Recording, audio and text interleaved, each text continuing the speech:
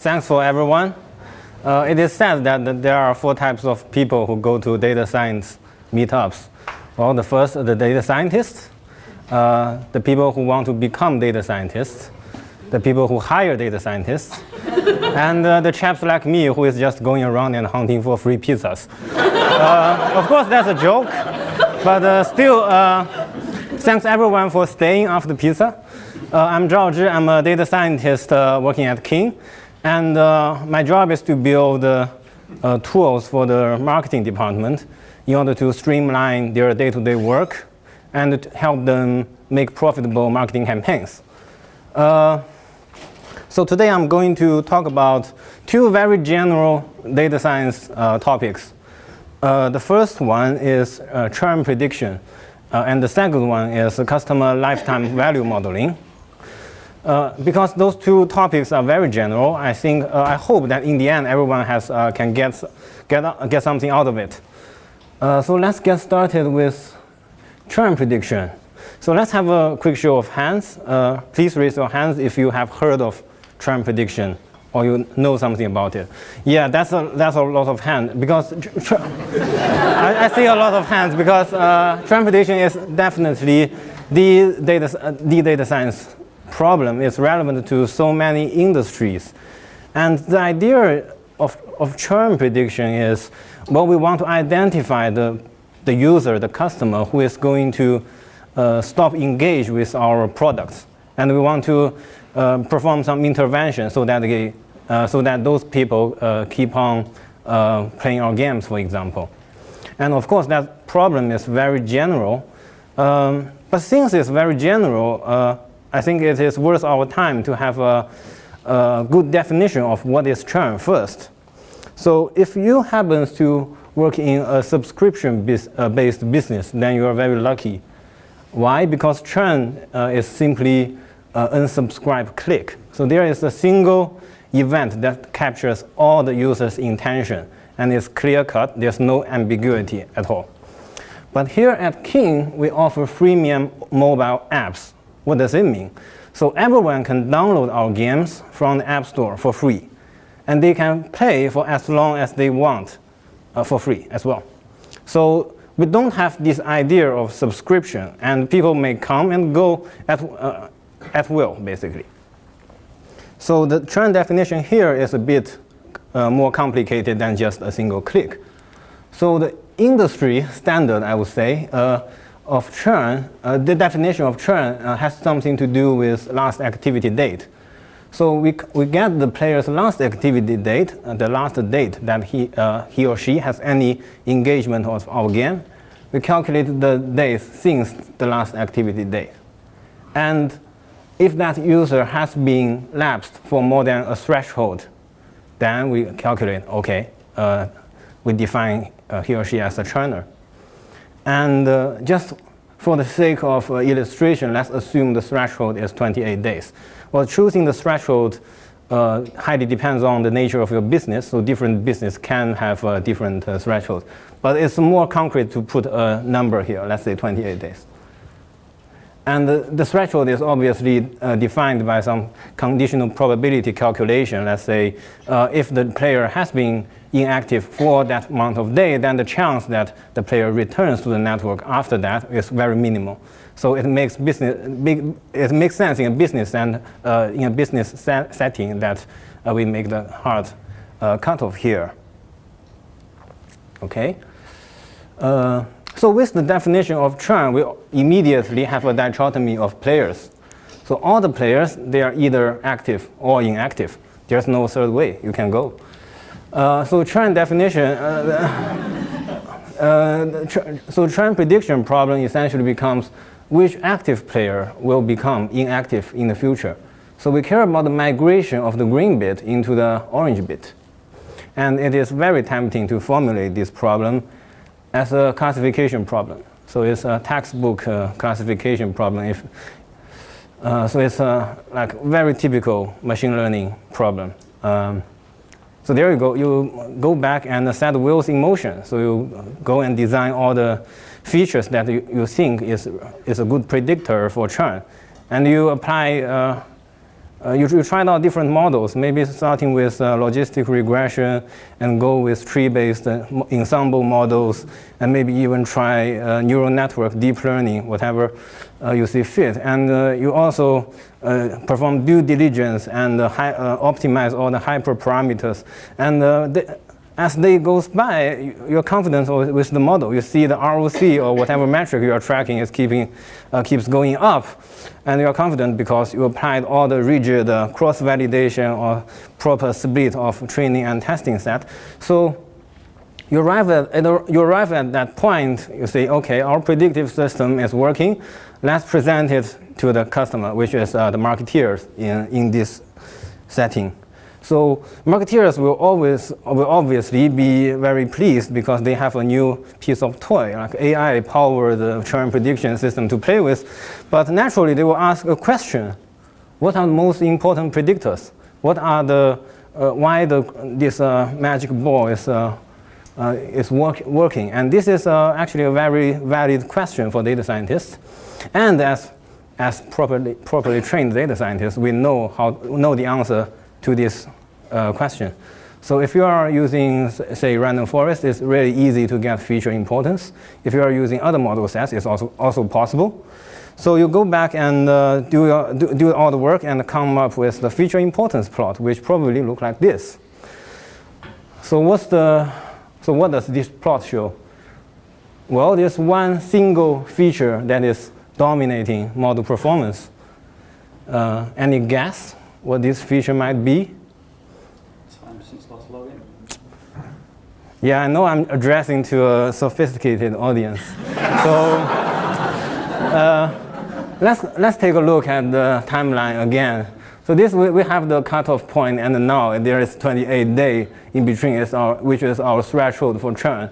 And everyone falls into this bracket is considered to be active player and naturally falls into our analysis. Then we have two players, player 1 and player 2, and player 1 happens to be inactive for 25 days. Not yet 28 days, but very close to it. And player 2 has been playing until 2 days ago. And now tell me who is going to be more likely to churn. Well, of course, without any machine learning, everyone knows player 1 is going to churn more likely because it only takes 3 more inactive days for him to churn. And the question is, how are we going to present this to marketeers? It's going to be a hard sell, right? Which leads us to the conclusion that the classification model leaves much to be desired. It's way too intuitive. It doesn't add too much incremental value. The marketeers probably would arrive at the same conclusion even without all the data wrangling. And not only I just mentioned about the most important feature, if we look at the other important features, we might find something like the average activity of last week. And of course, again, if a player has played a lot last week, and it's more likely for the player to continue high activity, but it doesn't tell us too much about the reason behind churn, right? And second, and equally importantly, we can't action about the outcome of the model in a timely manner. If all it says is the player who has already been active for a long time will going to churn, then it doesn't provide us too much opportunity for churn intervention. So that leads us to some thoughts, and how can we do churn prediction right? Well, as I mentioned at the beginning of the talk, why are so many industries interested in churn prediction? It is because we want to maintain the size of network. We want to retain existing player base. So what we actually care about is not churn prediction, but instead churn prevention. And in order to do churn prevention, we must first understand what kind of preventions are available to us, instead of just building a model that gives us a very abstract probability. So the way we adopt is to take action at the center of all the consideration. So the first natural question for us to ask is, what are the available actions? So if you happen to work in, and that question has different, will have different answers depending on who you are working with. If you are working in the game team, then they optimize things in-game. For example, we can try in-game gifting, give some incentives or free boosters so that people get motivated and keep playing. And we can always also send push notification, although it can get a bit spammy if not handled properly. And there are always the good old CRM way of sending emails and targeting ads. So understanding all the available actions, the next questions we're going to ask is how fast do we need to take those actions? Because this importance is relevant for two reasons. First of all, it will affect your model decision. So for example, if we need to do something in-game, then probably we need to react in real time. Then the model needs to take a stream of data. It needs to be taking into account the time series effect or whatever. And also, it will have impact on the software and infrastructure layer. So because everything in-game needs to be streamed, you either stream it or you deploy the model to the client side, which means a lot to the software development. So, and finally, we need to identify the right subject and context. And this is related to the churn prediction problem we've discussed. What is the right people to apply those actions, and when is the best moment to take those actions? Okay. And all of those points to one direction. We need to understand the reason behind churn instead of just simply predicting who is going to churn. And the science that talks about reason is causal inference. And causal inference is not a textbook example of supervised machine learning. So causal inference is about finding the causal relationships, causal connection between events based on observational study. So one illustration is this. From the eating habits of people, can we deduce that whether eating broccoli will lower the risk of having cancer? So that's a standard causal inference problem. And here I make two highlights. The first one is we care about the causal relationship. And I think everyone in this room knows the difference between causality and association, so I won't go into any detail. And second one is the causal inference is based on observational study, which is different from experiment. Randomized controlled trial, also known as A/B testing, is also a very powerful way of identifying causal relationships. But that requires setting up experiment. It's very important, but I won't talk it too much in this talk. The question about experiment, one question, just want to mention one aspect of it, is how can we personalize with experiment? Well, suppose the question we now ask, let's go back to the broccoli example again. Suppose instead of wanting to know whether eating broccoli will lower the risk of cancer on the population average level, we want to understand whether eating broccoli for you and you individually, whether that will lower your risk of having cancer. And that problem is can be very hard if you think about how to design experiment for it, because you have too much subjects to match. But that is the kind of problem that causal inference can hopefully solve.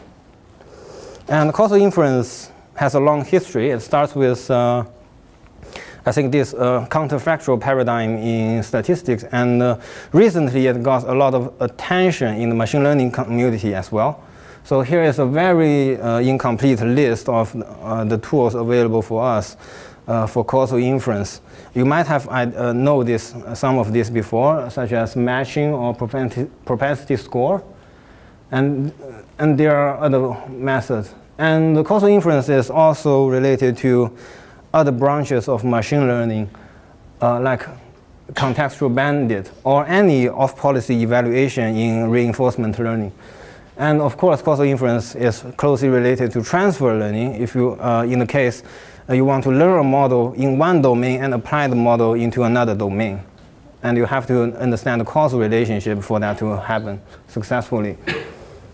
And if you want to have more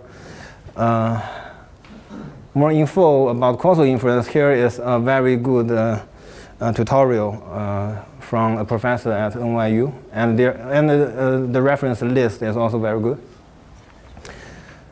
So I guess so much for Churn prediction. Let's go into the second part of the talk, which is LTV modeling. I think I don't need a show of hands this time, because LTV modeling is relevant to all data scientists working in marketing. And the player lifetime value prediction is also referred to as the holy grail of marketing data science. Why it is so important? It has something to do with how digital user acquisition is done. So I have another timeline here. So let's say we acquire or install a new player now. And at this moment, we have to pay the source, pay the ads network, pay the social network platform for acquiring that user. And after the user installs the app and start playing, in the future, the user might may decide to pay in our app, and we create some revenue. And we want to sum up all those revenues throughout the user lifetime and get the user's value. And of course, we don't know that value now, because all of this is going to happen in the future, so we have to have an estimate of that. So what's the importance of this estimate? Well, if we compare the gain and the loss, we can immediately evaluate the performance of that particular marketing campaign and decide whether the marketing campaign is good or bad. And that will have, from that perspective, the marketeers can optimize their campaigns. For example, if the campaign is making profit, we might want to invest more and scale it up. Otherwise, we might shut it down early.